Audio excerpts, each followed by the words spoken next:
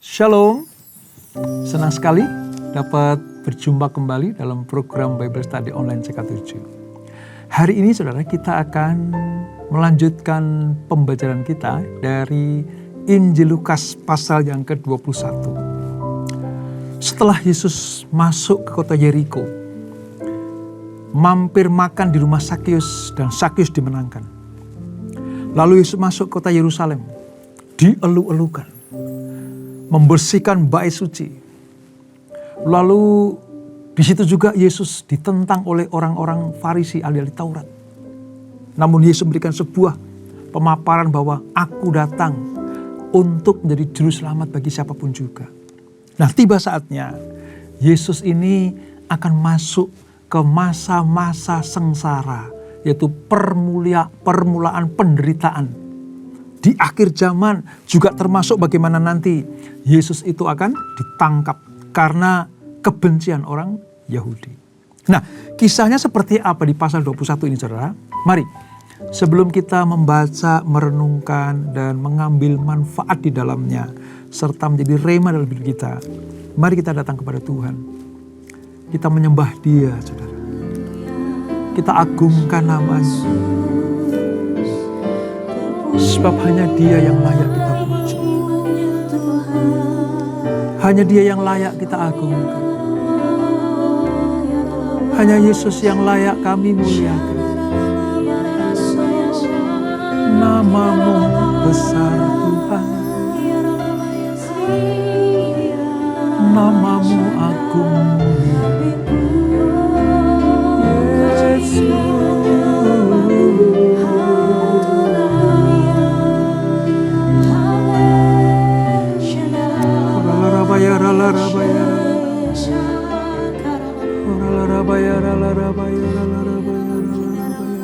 Selidiki aku, lihat hatiku, apakah ku sungguh mengasihimu, Yesus, Kau yang Maha Tahu dan menilai hidupku.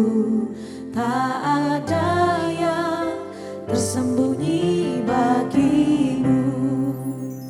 Selidiki aku, lihat hatiku, apakah ku sungguh mengasihimu, Yesus, Kau yang Maha Tahu dan menilai hidupku. Tak ada yang tersembunyi bagimu. Telah kulihat kebaikan-Mu yang tak pernah habis di hidupku. Ku berjuang sampai akhirnya Kau dapati aku tetap setia.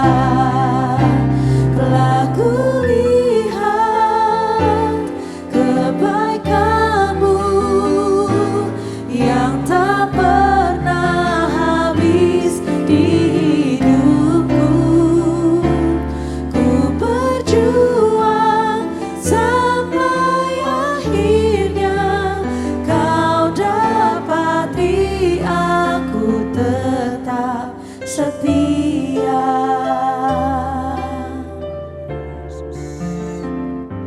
Selidiki aku, lihat hatiku, apakah ku sungguh mengasihimu, Yesus, Kau yang Maha Tahu dan menilai hidupku. Tak ada yang tersembunyi bagimu.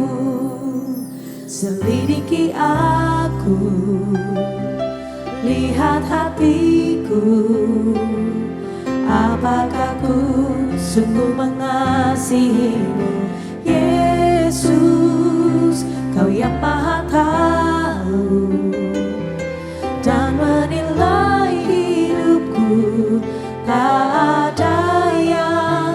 tersembunyi bagimu.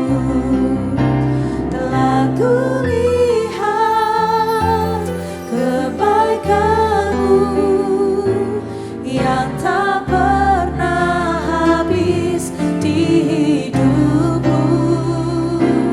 Ku berjuang sampai akhirnya kau dapati aku tetap setia.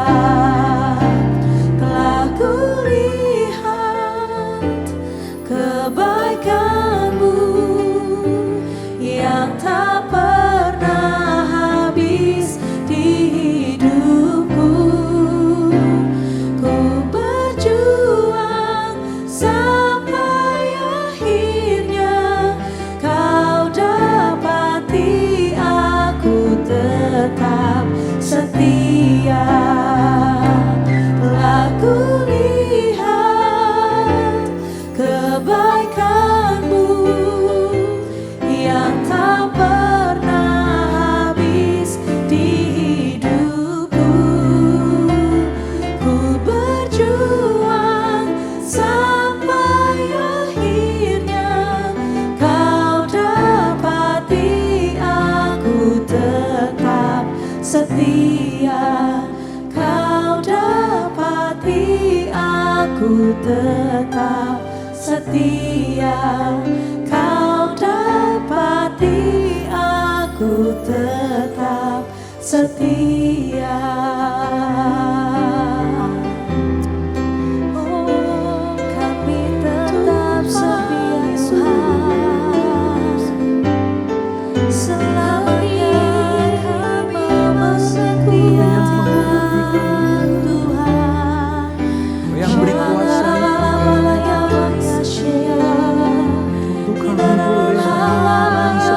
boleh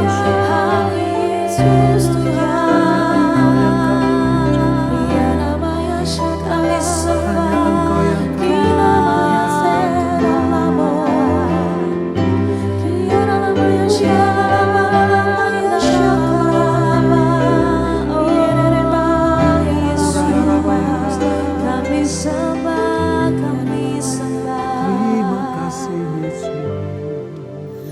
Ku sembah Engkau Yesus, hanya Engkau Allah di hidupku. Tiada yang lain, hanya Kau, hanya Engkau Tuhan. Selamanya Kau tetap Allah, walau dunia semua bergoncang, tak tergoyahkan Kau tetap Allah.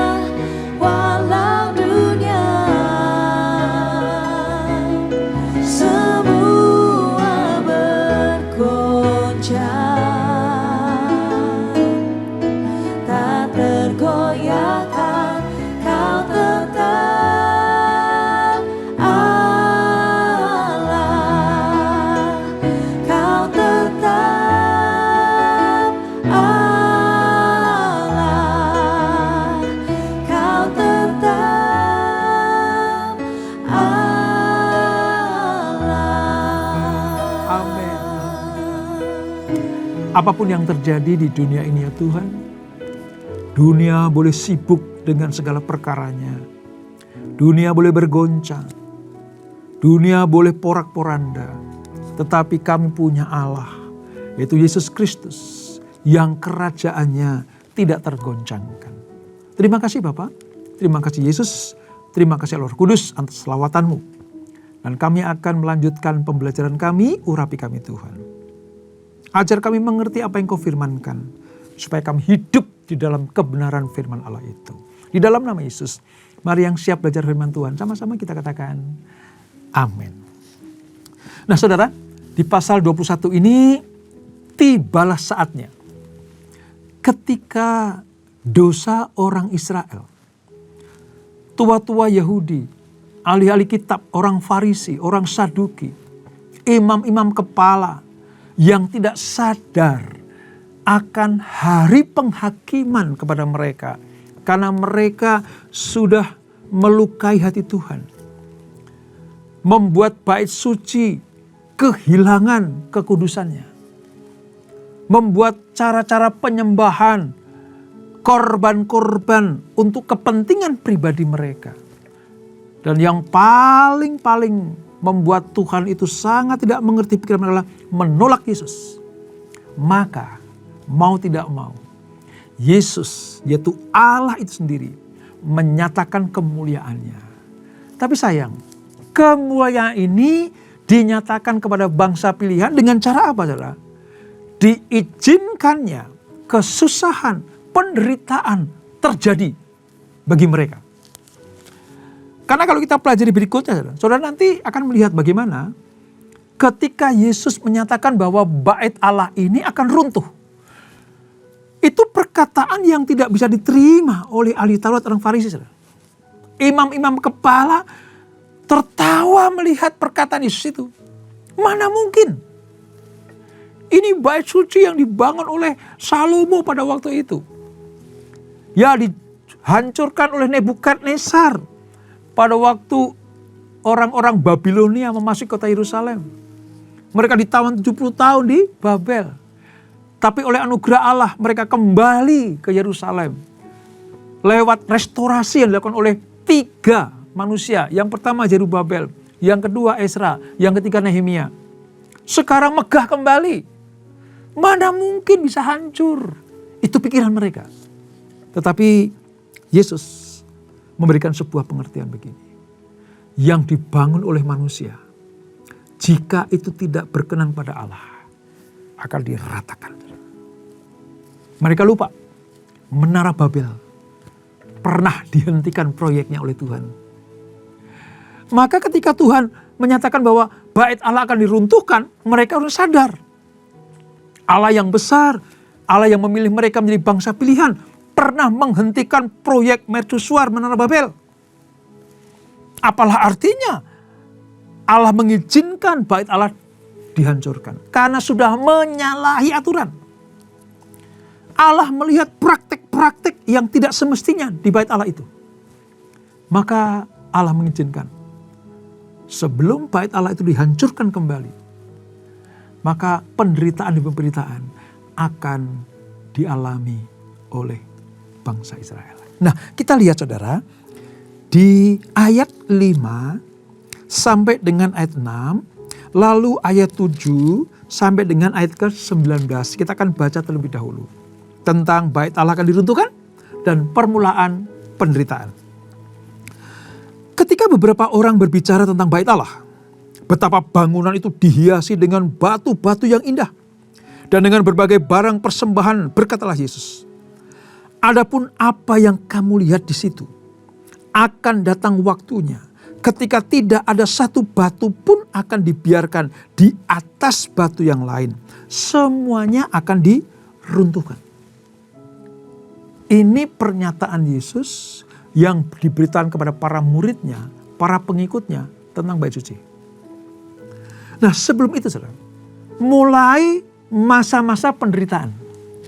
Ayat 7 sampai dengan ayat yang ke-19. Lalu mereka bertanya kepada Yesus, Guru, kapan semuanya itu akan terjadi? Apa tandanya? Apabila itu akan terjadi? Jawabnya, waspadalah, supaya kamu jangan disesatkan. Sebab banyak orang akan datang dengan memakai namaku dan berkata, akulah dia. Dan saatnya sudah dekat, janganlah mengikuti mereka. Apabila kamu mendengar tentang peperangan dan pemberontakan, janganlah terkejut. Sebab semuanya itu harus terjadi dahulu. Tetapi kesudahannya tidak segera datang.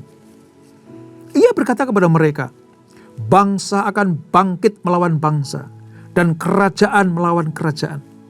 Dan akan terjadi gempa bumi yang dahsyat, dan di berbagai tempat akan ada kelaparan dan sampar, dan akan terjadi juga hal-hal yang menakutkan, dan tanda-tanda yang dahsyat dari langit.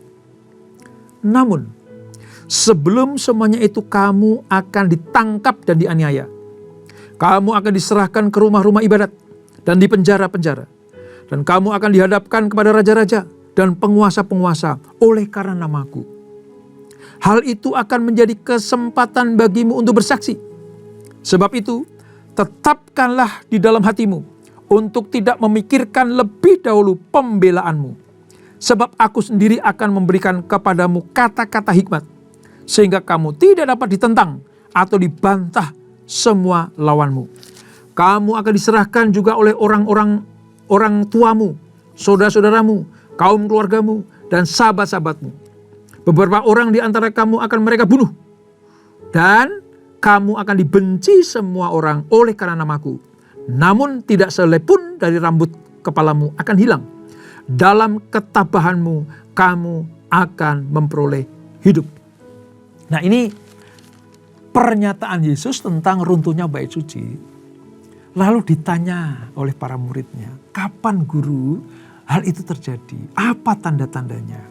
Lalu Yesus mengutarakan bahwa sebelum bait Allah nanti runtuh, akan ada tanda-tanda. Apa itu? Gejolak zaman, gejolak dunia ini. Ada peperangan, ada penyakit sampar, ada kelaparan, ya, ada gempa bumi yang isinya cuma penderitaan.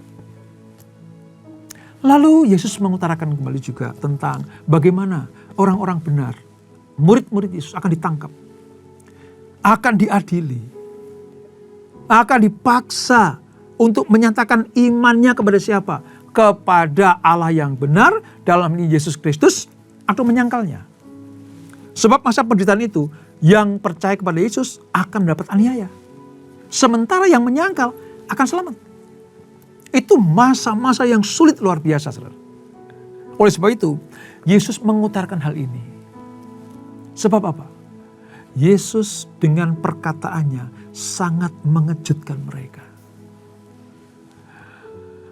Yesus betul-betul membuat mereka itu sangat, hatinya itu berdebar-debar karena kaget. Karena kaget. Yang pertama kekagetannya adalah tentang hancurnya bait Allah. Bait Allah akan hancur.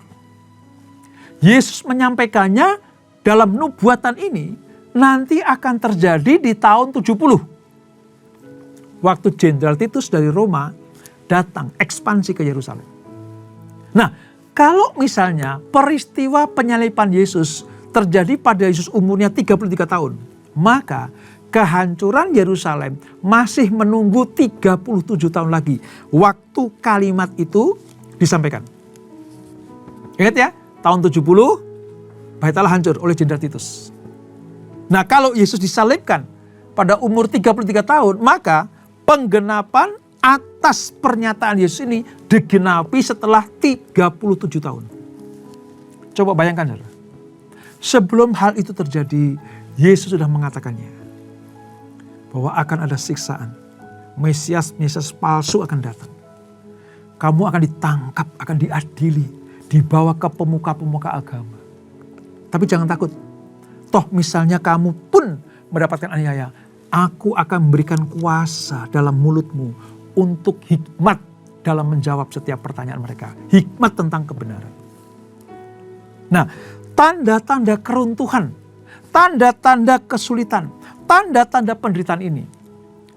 Tuhan menyatakan salah satunya adalah akan ada penyesatan. Penyesatan ini artinya membelokkan kebenaran. Akan orang-orang mengaku, aku Mesias. Ada orang akan mengaku, akulah cara untuk menyelesaikan masalahmu.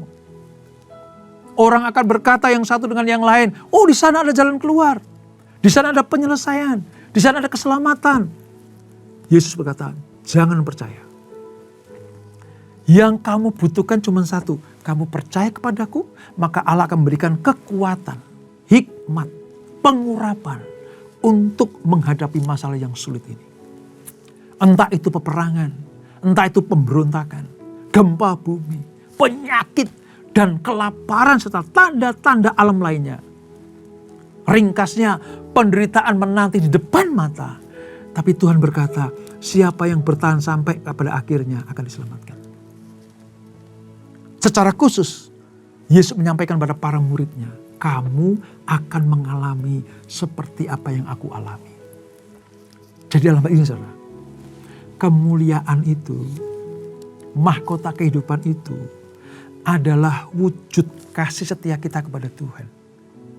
Termasuk apa? Ketika kita bertahan di dalam penderitaan. Ketika kita bertahan dalam aniaya. Tetap mempertahankan iman kita kepada Yesus. Kalau Yesus ada diperlakukan seperti itu, maka murid-muridnya, termasuk saudara dan saya, pun akan diperhadapkan seperti itu. Tapi sekali lagi, Allah tidak pernah meninggalkan orang yang setia kepadanya. Tuhan tidak pernah lalai untuk mendampingi, menyertai anak-anak yang setia kepadanya. Bahkan dalam penderitaan, Yesus pun akan hadir di sana. Ingat Daniel di gua singa? Ingat Sadrak, Mesak, Abednego di dalam perapian yang menyala-nyala? Kepada orang yang memiliki iman yang teguh dan kokoh, Allah tidak pernah meninggalkannya. Dia selalu ada di tengah-tengah kita. Nah, di tengah-tengah kesulitan seperti ini, saudara, murid-murid tidak perlu cemas dan gentar. Jangan tawar hati. Sebab semua penderitaan dan aniaya itu berada di bawah kendali kuasa Allah. Ini yang harus kita tangkap baik-baik. Kalau pada masa Yesus hidup di tengah-tengah para muridnya pada waktu 2000 tahun yang lalu, Allah sudah menyatakan bahwa Tuhanlah yang pegang kendali atas semuanya itu. Maka hal yang sama termasuk pada generasi kita ini. Kalau Tuhan izinkan kita menghadapi kesulitan, penderitaan, bahkan aniaya, itu tetap ada dalam kendali Tuhan. Nah, bagaimana supaya kita tetap teguh berdiri, saudara? Tinggallah di dalam Tuhan. Tinggallah di dalam Tuhan. Murid-murid Yesus harus terus melakukan tugas dan tanggung jawabnya. Yakni apa? Bersaksi. Lihat itu. Di ayat yang ke-13, saudara. Ayat 13. Hal itu akan menjadi kesempatan bagimu untuk bersaksi. Bersaksi tentang apa sih? Bukan tentang kekuatan kita. Tapi bersaksi kepada orang banyak bahwa di tengah kesulitan seperti ini pun kami tetap percaya kepada Allah. Ya, mungkin tubuh kami teraniaya. Ya, batin kami mungkin tersiksa. Ya, keberadaan kami mungkin terhimpit. Tetapi roh kami menyala-nyala. Sebab kami yakin dan percaya bahwa Kristus yang kami layani, Tuhan Yesus yang kami sembah, Dia tidak pernah meninggalkan kita dan memberikan kuasa untuk menghadapi situasi yang berat seperti ini. Allah berjanji memelihara mereka. Bahkan dikatakan di ayat 18, sehelai rambut pun tidak akan tercabut dari kepalamu. Tidak akan pernah hilang dari kepalamu. Ini menunjukkan apa? Perlindungan dan penyertaan yang sempurna dari Yesus Kristus kepada para murid pada waktu itu. Dan hari ini buat saudara dan saya. Namun demikian saudara, tidak serta-merta kita itu lalu lepas dari penderitaan. Tidak. Konsepnya harus kita tangkap dulu. Aniaya, penderitaan, kesulitan, keadaan yang tidak baik akan ada di depan mata kita. Tapi yang Tuhan katakan itu bahwa kita harus tetap setia. Jangan menyangkal Yesus. Jangan meninggalkan kasihnya Yesus. Berbalik dari mengikut Yesus lalu mengikut kejahatan. Jangan. Kita tetap tidak akan luput dari itu semuanya. Tapi yang membuat kita dapat pastikan adalah pengharapan kita adalah Yesus tidak pernah meninggalkan kita. Ini saudara. Karena nanti memang terbukti saudara. Para murid setelah Yesus mati, bangkit, naik ke surga, Roh Kudus curahkan. Nanti kan kita pelajari di pasal-pasal berikutnya. Mereka mengalami aniaya. Sampai harus diaspora. Keluar dari lingkungan mereka. Keluar dari Yerusalem. Menjadi alat kesaksian, itu kesempatan untuk memperlebar kerajaan Allah. Namun mereka tidak luput dari aniaya. Mereka menjadi martir demi tegaknya kebenaran. Namun Allah berjanji, toh misalnya kamu kehilangan nyawa di dunia ini, aku sediakan tempat yang indah buat kalian, termasuk mahkota kehidupan yang layak diberikan kepada mereka yang tetap setia menyembah Yesus. Rasul Paulus menangkap ini dengan kuat, saudara. Bahwa penderitaan yang sekarang ini tidak sebanding dengan apa? Kemuliaan yang Allah sediakan. Paulus mengajarkan pada kita semuanya.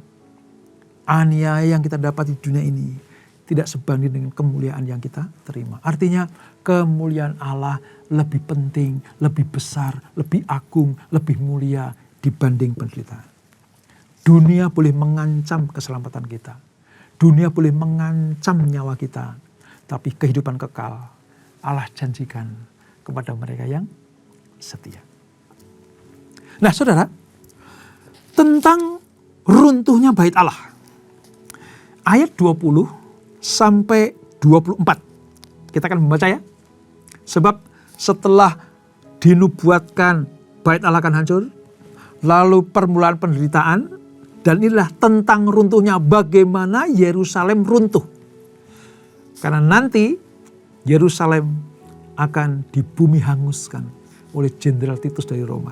Tahun 70. Demikian firman Tuhan ayat 20 sampai 24. Apabila kamu melihat Yerusalem dikepung oleh tentara-tentara, ketahuilah bahwa keruntuhannya sudah dekat. Pada waktu itu hendaklah orang-orang yang di Yudea melarikan diri ke pegunungan. Dan orang-orang yang di dalam kota mengungsi. Dan orang-orang yang di pedusunan tidak masuk lagi ke dalam kota. Sebab itulah masa pembalasan ketika semua yang telah tertulis akan tergenapi. Celakalah ibu-ibu yang sedang hamil atau menyusui bayi pada masa itu. Sebab akan datang kesusahan yang dahsyat atas negeri ini. Dan murka atas bangsa ini. Dan mereka akan tewas oleh mata pedang. Dan dibawa sebagai tawanan ke segala bangsa. Dan Yerusalem akan diinjak-injak oleh bangsa-bangsa lain. Sampai genaplah zaman bangsa-bangsa itu. Mengapa Yesus menyampaikan kesulitan-kesulitan, kehancuran bait suci, dan runtuhnya Yerusalem? Ini tidak lain karena orang Israel menolak Yesus.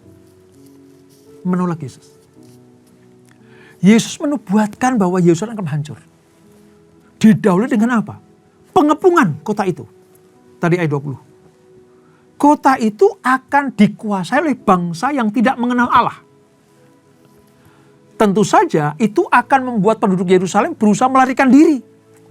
Kemana? Mengungsi. Menyelamatkan diri mereka. Masa itu akan menjadi masa yang menegangkan. Dan penuh dengan kesukaran. Terutama apa? Bagi orang-orang yang lemah seperti ibu-ibu hamil digambarkan tadi ya. Atau sedang menyusui bayinya. Kematian dan penjara akan dialami sebagian besar penduduk Yerusalem. Ini sungguh ironis saudara. Hal yang sangat menakutkan. Kenapa? Karena ini penghakiman Allah. Mengapa mereka menerima? Karena mereka menolak Yesus. Sejarah mencatat saudara. dan membuktikan bahwa nubuatan Yesus ini digenapi. Tahun 70 Masehi, tentara Romawi di bawah pimpinan tertinggi mereka, Jenderal Titus, merebut dan menghancurkan Yerusalem. Bait Allah diratakan. Menurut catatan sejarawan orang Yahudi namanya Josephus, 97.000 orang dipenjarakan. Dan 1.100.000 orang terbunuh dalam serangan itu. Ironis sekali, Yerusalem yang berarti kota damai sejahtera mengalami keruntuhan yang mengenaskan. Mengapa, saudara? Karena Allah sudah selesai dengan kesabarannya. Mereka menolak Mesias Yesus Kristus.